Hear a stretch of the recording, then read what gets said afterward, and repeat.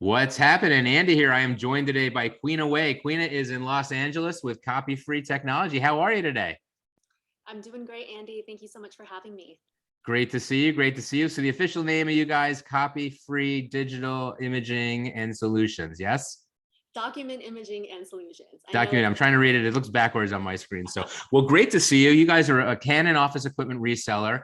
You're in the Los Angeles market. So, tell us a little bit about the company. Who is Copyfree? Who are your customers? What do you do out there in sunny Los Angeles? sure. So Copyfree, we are a second generation family owned enterprise. My parents actually founded the business over 40 years ago. My father actually started his career out with Canon in Japan. On the technical engineering side. And so he has an engineering background.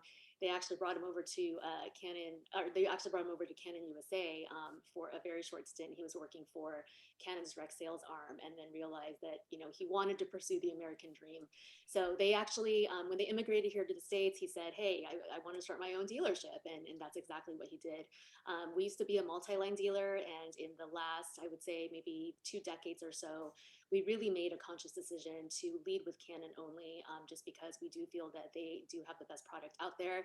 They're the market share leader. And especially in a highly competitive market like Los Angeles, where you have so many different products and services to choose from, we've decided to really lead with Canon. So we are the second generation. I do have a younger brother. I've been in the business now for 15 years. It's been 15 years. I can't believe it. And my brother has been in the family business actually even longer than myself, even though he's younger. So it's really just the two of us. Yeah, we've been trekking along this entire time. Amazing, amazing. So Canon back in the early 70s, you must have been one of the first Canon dealers, I'm guessing, or at least one of the early ones, I'm thinking, right? Yeah, absolutely. We started out as a C Line dealer. I remember I was actually in college and my dad at the time had said, hey, you're a business major, right? Can you write me a business plan so that we can become full line? I don't know, I was maybe 19 at the time. I'm like, I'm just learning how to write a business plan. But I remember those days. And so, being Canon, being part of the Canon family has definitely been something that we've been a part of, for as long as I can remember. Now, is this something that you had always planned to do, or how did you wind up, coming to work with the family, getting involved with the office equipment industry? Good question. Honestly, my brother and I, we spent very long days at the office during our childhood. I remember, while everybody's having play dates, we're playing with each other at the office, pretending to deliver toner and things like that, on our scooters, right, riding around the warehouse. So I feel like, Copyfree has been instilled in us ever since we were young. But I don't think that we were ever really expected, to return back to the family business. It took me 8 years to return. I took the corporate route. I did IT consulting for quite a bit of time right after undergrad. And I worked for one of the big four accounting firms and really, I think, that's where I learned about client service, right? And even though it wasn't necessarily exactly what I thought that I would be doing, which is returning, I feel like it's really helped pave the way for what we do today. And same thing with my brother. I don't think that there was any pressure to say, hey guys, by the way, you have to continue this legacy. But we were both entrepreneur majors. So I did see in your background MBA. I did see fashion industry, which obviously leads right into the office equipment industry. How did you wind up how did you wind up going that direction and then getting to this point? Yeah, good question. So I did IT consulting for a couple years. I was traveling all the time, and honestly, at the end of the day, I think I'm more of a homebody than anything. I hated living out of a suitcase, so I decided I'm going to go back to get my MBA from USC. One of the two schools that we talk about here in Los Angeles. And I decided, okay, well, since I'm getting my MBA and I'm changing careers, I might as well go pursue fashion. So right after my MBA, I actually landed in New York and worked for a fashion house, got my experience there. Then I got a call from my brother and said, are you ever going to come back to LA? Because I can't do this by myself. And, and that was actually just around the time that the industry was shifting, right? There was a huge generational gap. and we were going from the analog to the digital age. And my brother was literally right there, right out of college, and his intention wasn't to go back to the family business either. I think at the time we had lost a warehouse guy, and he had just said, okay, my dad said, why don't you come work for me for the summer? He goes, okay, fine, I'll do that. And then just saw that there were so many inefficiencies in the way that we were conducting business, right? Moving from analog to digital, I mean, there were things that, we had to put systems in place, email in place, all of those things that were so second nature to us in our generation, that my brother started first. He took a leap of faith, said, okay, well, I guess I'll just stay and we'll see what we can do. And then he, called me and said, hey, are you going to come back? What are the plans here? And being that, Copyfree was, it is part of the legacy, right? For us, it was just about, I've always wanted to build and create and really make an impact. And I felt like I could leave fashion at that time, move back to LA. We had that conversation about just the LA weather is so much more attractive than the New York, snowstorms that I was experiencing firsthand. We're getting one tonight. And that's how I ended back in, Los Angeles. So it's been 15 years since then. Wow, 15 years. So you guys are a Canon only dealer. That's your primary line for your office equipment, your A3 copiers. And so tell me about what kinds of copiers you guys sell. Is it the full line? Do you get into production? And then what kind of customers are you typically supporting? Is there just a general type of customer? Are you an education specialist, or is it more retail? Where do you guys tend to thrive? Sure. So I want to say, because we started 40 years ago in the San Gabriel Valley, a lot of our older customer base, they were a lot of mom and pops, but at the time they started with my father, they've also since grown. So we have now a lot of national accounts that we support. But really our customer base is pretty much anyone who's in business, right? We obviously don't turn away business, but we have mom and pop shops, real estate agents that have home offices, to national accounts that we just do support, with hundreds of devices. So I think it's pretty extensive, right? And we're a full line Canon authorized dealer, so we sell anything from desktop scanners, desktop printers, all the way to production devices. Wide format, production. Cool stuff. Yeah, absolutely. Yes.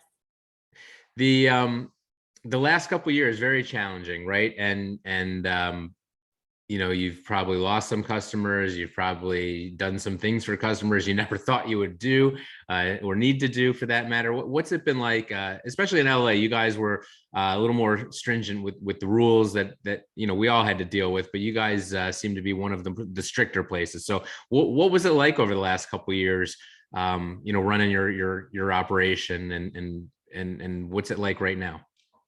Sure. Yeah, so going back to Los Angeles, I mean, I think, at one point we were never at the rate of like maybe the Midwest or something like that, but I feel like it's been really tough, right? With LA, there is a plethora of businesses, and really because we are essential business, and going back to what our customer base looks like, we have a lot of essential businesses, and they needed service, right, throughout the pandemic, regardless of whether or not there was a lockdown in place and whatnot. I feel like it was really challenging because I think, even in my generation, I never really thought that I would be going through a pandemic of this sort, ever. Right. Seriously. Yeah. And, I think we really had to pivot, and we had to pivot quickly. And, being a dealer that never really, we deal with office technology, but I don't think we ever thought that we would have to utilize technology on the other side of the spectrum to really start having people work from home and stuff like that. And so I feel like the pandemic actually helped us learn a lot about ourselves, right? Our ability to pivot quickly, our ability to be able to support our customers. We had a lot of customers that literally were shut down for 6 months to a year to 2 years. They needed help, right? Part of our value proposition is the fact that we really pride ourselves in being able to take care of our customers, right? We offer the flexibility, the personal attention to cater, whether it be mom and pop or, a national account. And I think that, during the pandemic, we really kind of had to really follow through with what our mantra was. And so we really had to help people out of contracts. We had a lot of businesses that had been with us for 40 years that filed for bankruptcy, so just a lot of different, factors that we had to consider. And we really tried to do our best to cater to each client. Amazing. It was rough. It's the good news is we're all still here, right? So the second piece of that is now, like, taking it to the streets and making sure your customers are still okay, and helping them. And if you have to let someone out of a contract because they're going out of business, I mean, it's not what you want to do, but it's good to see that you guys were able to work with companies, and you offered a little bit of flexibility that maybe in, I would call, more normal times we didn't have to do back then, right? But now, it is about helping each other out, and you're not going to get blood from a stone, right? I mean, you have to, at some point, you have to realize these people will, come back in another company somewhere, and hopefully they'll remember we helped them out, and down the road maybe we get some, business back from our, from our attitude now. So commendable, right? So as we wrap up, I just want to, this is Canon kind of set this up for us, and great partner of mine as well as yours, obviously. And the idea was, it's Women's History Month here in the U.S. And this week we had International Women's Day, was I think it was Tuesday. Just a great example of a company in a big time male dominated industry, this office equipment industry. Most of these companies were started by our dads, right? My dad, your dad, and the moms were there to help, but the dads were the front and center back in the 70s, and things have changed now, and now they're used to it, right? And the interview I did the other day, the three young executives at Usherwood, his daughters are taking over, and it's nice to see this changing of the guard, this changing of the attitude that we have. And how is your experience? Because you didn't just pop in here. You're not a young kid coming in right out of college. You said you've been doing this for 15 years. So what's it been like? What was it like maybe when you started? And have you seen change? Have you or has it just always been just not an issue? I mean, what's it like being a female executive in this male dominated world of ours? Yeah. That's a really great question. I do feel that it could be challenging, right? I think, but I feel that my IT experience kind of wore me down, right? Because back then, 20 years ago when I Oh was yeah. I was dealing with technology folks, right? That was also very male dominated, and it still Yep. is. Still is. Yeah, and I remember 20 years ago, the guy that I was interviewing literally said to me, "I've been doing this longer than you've been born," right? And those words stuck, and I totally got it. And I think at the end of the day, it was really about, proving your ability. It didn't matter that I was female and he was male or whatever it was, as long as you were able to get the job done. And I do feel that that's really helped kind of position me, now coming back to the family business and being in another male dominated industry, right? Fashion is the complete opposite. It's pretty much all female. Yeah. And, I'm all about women empowerment and making sure that, you have a platform to kind of speak up and, all of that. And so I've really had the best of both worlds, I feel like. So I've been really fortunate in that. But now coming back to the family business, I still feel that in this industry, there is that stigma. I remember going to a Canon incentive, dealer trip, and everyone there, was obviously they weren't we were I was the minority, right? Everybody there was either Caucasian, male, maybe 50s, 60s. I showed up. I was, I think, 30 years old, maybe at the time. I showed up with my husband, and everyone gravitated towards him. Yeah. "Hello, Mr. Wei. Nice to meet you." They just assumed that he Yeah. was the principal. And he goes, "Oh, well, actually, my last name is, not Wei, and my wife is the dealer principal, not me." And everyone didn't know how to react to that, and so that was actually a learning experience. But, as we were talking about before, I feel that because I have a different profile, I feel that, other dealerships and other enterprises are actually more open to kind of, be providing that mentorship, that guidance, because I am of a different generation. My brother and I are of a different generation, and there really aren't that many generations that have taken over, dealerships, at least here in Los Angeles. Yeah. So, I think at the end of the day, for me, it's really about, having that platform, right? Just because there aren't very many women in this industry doesn't mean that there shouldn't be. It's just like STEM, right? And technology now, you have so many more women that are in science, technology, engineering, and math, right? So much more than we saw 20 years ago. So, but I mean, I think for me, either way doesn't really make a difference. I'm used to working with, IT folks and finance folks that are predominantly, male. I think, once we start talking and things like that, they understand that the gender shouldn't matter. It's really just about the ability to fulfill. Yeah. I agree. I agree. Well, this was awesome. Thank you so much for taking time out of your day to chat with us and tell us all about Copyfree out there in the Los Angeles market. We'll put some links to your website so people can look you guys up. Any last shout outs to anybody before we wrap up, Queena? Yeah, well, first of all, I mean, I'd like to thank you, Andy, for having me on here, Canon USA as well. I mean, it's a pleasure to be here representing Copyfree and the entire, Canon independent dealer community. I'd like to actually shout out to my team, my better half at work, my brother, and then just our team, because at the end of the day, they're the ones that are on the front lines that make things happen every day.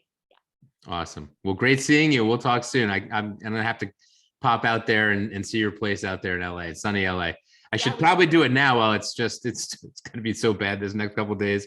So thank you so much. We'll talk soon. Take care. Thanks so much. Okay, take care. Bye.